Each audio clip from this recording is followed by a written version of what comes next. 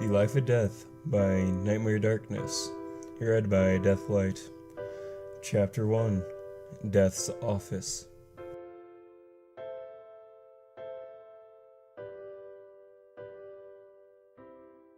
One thing that I have to say is it was quick, and thanks Celestia for that. I don't know if I could handle a slow, painful one. I opened my eyes and in fact I was in a room. Looked very similar to the court waiting room. White walls, black stone floors, and a receptionist that looked about as thrilled with her job as a pony at the local McKay Fries. Approaching the counter, I cleared my throat. She looked up at me and picked up a clipboard and pen with a small stack of papers. Fill out the first page with your information and take a seat until the door opens, admitting you, she said as a scroll appeared beside her, a puff of white smoke. She quickly dismissed me as I picked up the clipboard and pen and found myself sitting down, looking over the containments. Date of birth, name, age, sign? I didn't know what that was all about, but I continued to write and read. Place of birth? Place of death? I did a double take on that one, and I looked up at the clock and I rounded back 10 minutes. After finishing off the questionnaire, the door across the hall opened slowly as the darkness inside beckoned me forward. I stood up, placing the clipboard on the reception desk as the mayor picked it up. Please proceed to the office. He will see you now, she said, looking over the paper and signing a few things. Instantaneously, I made my way into the darkness, and as soon as I was far enough in, the door closed behind me, startling a squeak out of me. A light turned on and a hooded pony sat at the desk. I couldn't see their face, but my gut told me who it was. Death. Robotically, my body moved forward as I sat across from him. He looked at his computer screen and began typing with his bony hooves. Okay, I should mention, I was pretty numb at this moment, and seeing an undead pony typing just did it for me. I fainted.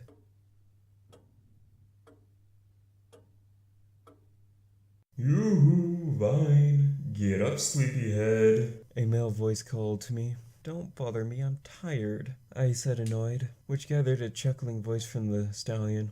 Opening my eyes, I saw a shiny white skull with empty sockets, and an ever-smiling grin of a skeleton. My eyes became pinpricks. There you go, all wide awake now, he said calmly. You're... I stammered. Dead? Well, it comes with being deaf, but, he shrugged. You get used to it. He put his hood up and then quickly removed it, and now where the skull was a chocolate brown coated stallion with a black mane and was smiling at me. How? I blinked. Oh, bones, doom, and gloom is all about the uniform, he said, offering me a hoof up. I took it and looked at him confused. What's going on? I asked. You, my dear, are dead, and before you fainted, I was pulling up your profile, and I have to say, you messed up your own life. Fraud, putting innocent ponies away, corrupting evidence. He made a clicking sound as he shook his head in disapproval. I felt guilt gnawing me away from the insides. I'm not proud, but I did it because I was getting paid to do a job, I said weakly. You were paid to do bad jobs, but you were good at it. Maybe that's why she chose you. But, who am I to judge? I'm finally retiring, he said, smiling. Wait, what? I said, cocking an eyebrow. You heard me. I'm done, and now my replacement had finally came. Oh, and if you didn't guess, you're it, he said, giving me a wink. It was then my legs gave out. What? Why? How? Who? A torrent of questions rushed my mind, all wanting to be spoken. Don't know, but come on, I'll give you the skinning. And well, you'll get reaping down in no time. He smiled, opened a closet, closed it, and then a key floated out, entering the lock. Reopening it, sunlight poured through the doorframe. Standing up, I shakily walked up beside him. Through the door was the town of Ponyville. I grew up here. How? I asked. All this and more will be given to you. You don't need to be a unicorn to have things do your bidding without a hoof or a mouth. Very convenient if I do say so. So every pony can be a reaper. He then proceeded to walk through the portal. Following him, I looked around, surprised and slightly homesick. I hadn't been home in such a long time. I looked over to see a pony walking towards me, and I was about to say something, but it died in my throat as she passed right through me. My jaw hung open. Death chuckled. You get used to it. Now, to explain how to reap a soul, he said casually. I felt odd and uncomfortable to say the least. He began to walk along the road and turned a corner, walking towards the hospital. I gaped as he walked through the doors instead of opening them. Getting into an elevator, 3 other ponies entered. Brr. Is it cold in here or is it just me? One asked the other. No, I feel it too. It's so odd, normally it feels so comfortable. The other pony agreed. Death chuckled, looking at me. We tend to be too cool for the living. He then laughed out loud and stomped his hoof, as if the joke was just too funny. I looked at him cynically as he wiped a tear away. Ooh, that was a good one, he said to himself. For Death, he was oddly quirky. He walked past the desk with the nurse doing paperwork. They stopped at a door. He pulled up his hood and all fun and play was gone. He walked into the door as I followed. The room was bare. An elderly pony lay there, surrounded by 3 other ponies, all very much younger than himself. The old pony was smiling as they looked on teary-eyed at him. Dad, you've been so strong. I don't know how I'm going to go on without you. One on the left said, placing a hoof on the elder's forehoof. He coughed, and quickly the other ponies cleared the way as the saliva had been coughed up. Death then stood at the end of the bed where the elder pony looked right at him and smiled and nodded at him. Death nodded back, somberly and forebodingly. I looked between him and my heart sank. His scythe lifted up over him as the old pony looked at all the children and smiled lovingly. You all will do fine, my little ones. If time had taught me anything, is that the love for my family is more important than anything. Remember, son, the bar is business, but family is everything. He turned his head and looked at his 2 daughters. Look after your kids. I love them so much. And find a mare for your brother. He laughed jokingly, but it turned into a coughing fit as all looked on worriedly. Death's scythe touched the pony's forehead and his body went limp. He lifted the scythe as the ghostly apparition of the pony followed after the scythe and gently landed beside him. Dad? Dad? The Stallion exclaimed, horrified, as he clenched his teeth in pain. One of his sisters came up beside him, quickly hugging him as all began to cry. The nurse came into the room, but could already tell. She quickly but gracefully placed the covers over the elder's face. The ghost of the old pony began to tear up as he saw his kids begin to mourn over his passing. Death placed a hoof on his shoulder and silently pointed to the window as the light began to brighten. He smiled as an old mare smiled and waved at him, encouraging him to cross over into the light. I'm coming, dear. He chuckled as he walked into the light. Death looked once at me. Marshall, 87, various medical problems, diagnosed with leukemia 3 months ago. We are here to end his suffering. It's surprising it developed now. He had been bedbound for 2 months. Vine, the job you are to inherit is very important. We Reapers are meant to keep the balance in nature and give rest to the ones in pain, as well as keep harmony between the 2 sides. I could only nod as the scene before me was too gut-wrenching for words. Death turned to the door and placed a magic key to open it, opening it to reveal the office. The pony secretary. Going into the office, the pony secretary stood up and smiled as they entered. Hello, I have a few things you need to sign, so you can retire without problems, she said as he nodded and chuckled. Of course, he said as he took the pen and began to sign his signature. Also, Vine, you have a lot of paperwork. Apple Skull here is amazing in that she does most of it, giving you time to do your duties as Death, he explained, finishing his signature. Apple Skull pulled an old-looking piece of paper. Several signatures were on it with numbers beside them. This is Death's contract, Apple Skull began to explain. This contract binds you to carry out the duties of Death and also makes you adhere to the regulations and rules that come with this position, she said. If you agree and sign the contract, your job begins automatically. If I accept, I get a choice? I asked, surprised. Well, yes, you can say no, but with your track record, you can take this job or you can get punished for 100 years. It's not the good type of punishment, trust me, Apple said surely. I took the contract and began to read it. Being a lawyer, I read contracts all the time, looking for flaws and loopholes in them to exploit, but this one was different. To whomever accepts this contract, you are accepting the responsibilities of office and station of Death, and as such you must adhere to the rules and regulations that are involved with it. Out of all the rules and regulations you can read in the guidebook, How to Be Death for Dummies, that will be provided to you, this contract is non-negotiable and you will have to accept that you will have to deal with situations that would kill your average pony. Decapitation by devil or angels can be brought to the attention by the Ministry of the Angel/Demon Abuse.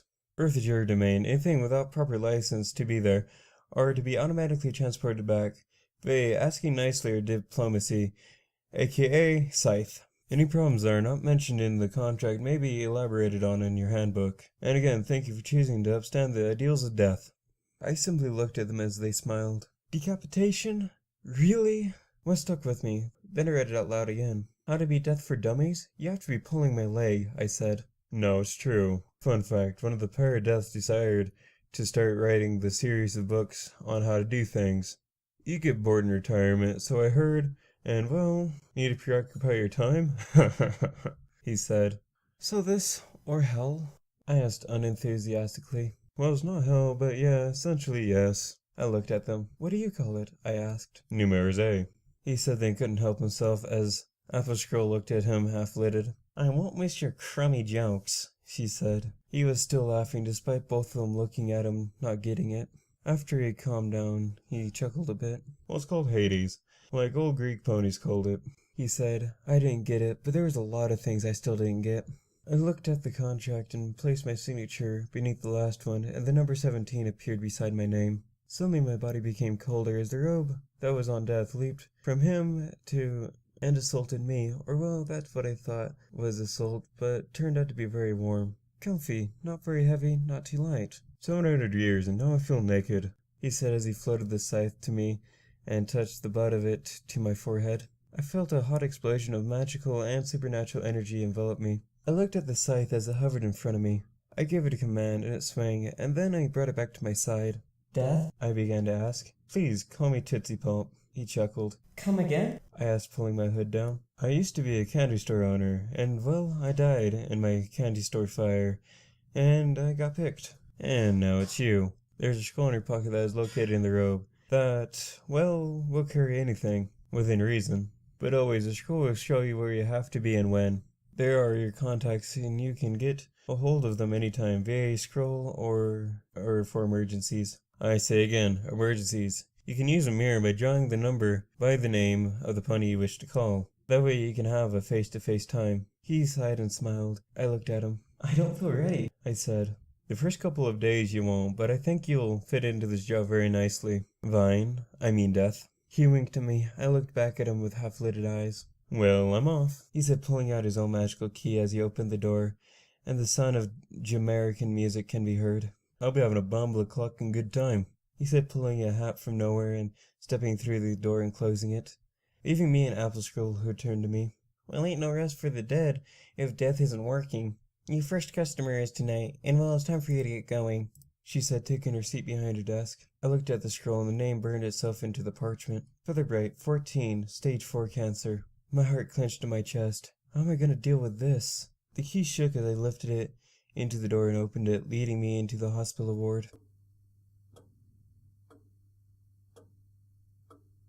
Author's note. I know this is a bit deep, quickly, but this is death and well, yeah.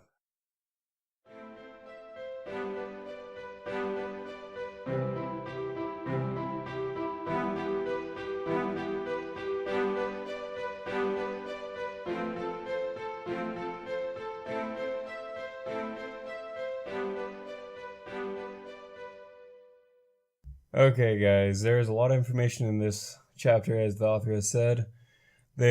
First off, is the key that all deaths get. They can use that key to go anywhere in Equestria, in any place. So yeah, well, anywhere. But apparently, it has to be put into a door frame. So yeah, there's that, and then there's the robe and the scythe, which is traditionally passed down, so it has some sort of power to it, I guess.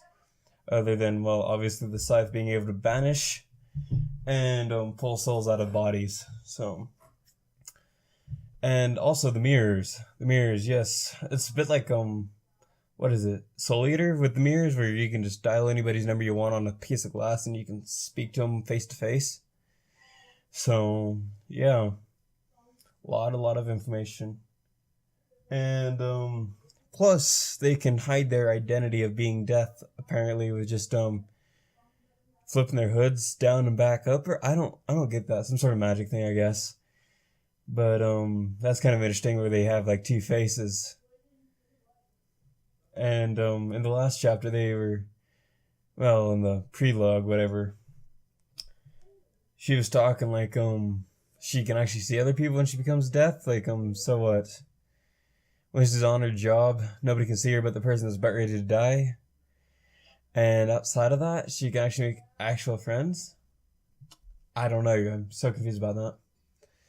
But I'm hoping it'll be all figured out by the next couple of chapters. So see you all in the next one, and remember, there's always a new dawn.